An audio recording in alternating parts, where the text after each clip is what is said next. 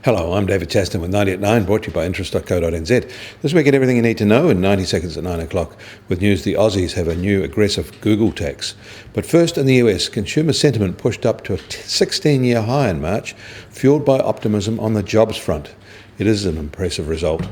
At the same time, their trade deficit narrowed in February, although both imports and exports fell marginally.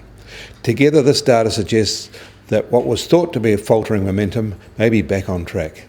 And markets are responding on this basis, with the S&P 500 up nearly 1%.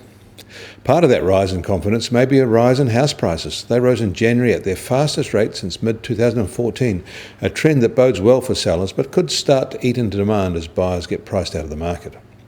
In Seattle, Amazon has opened its first Amazon Fresh grocery outlets, in a move being closely watched around the world, and especially in Australia.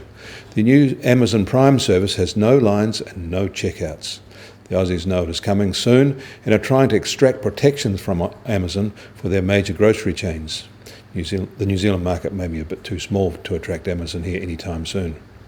And staying in Australia, they now have a Google tax. In typical Aussie fashion, it is a prescriptive law rather than a principled law. It gives the tax authorities the right to just declare a 40% tax on any company, it seems, except companies owned by foreign governments like Chinese SOEs, for example.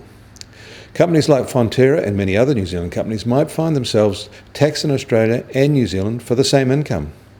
The new tax law is in place with bipartisan support, responding to community angst. However, as more countries hunt for a greater share of revenue from multinationals, concerns remain that disagreements between global agencies about which nation is entitled to tax profits could spark revenue wars. New Zealand is taking a different approach to the BEPS law. In New York, the US Treasury 10-year yield is back up a little today and is now at 2.42%. Oil prices are back up as well, up 50 cents to just under $48.50 for the US benchmark, while the Brent benchmark is still under $51.50 a barrel. China's cut its retail petrol prices for the third time in 2017. The gold price is also up. It's up $2 to $1,256 an ounce. And New Zealand dollar starts the day just a little lower at 70.5 US cents.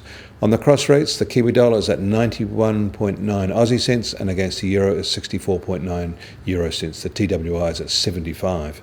I'm David Chaston. That was 90 at 9, brought to you by interest.co.nz.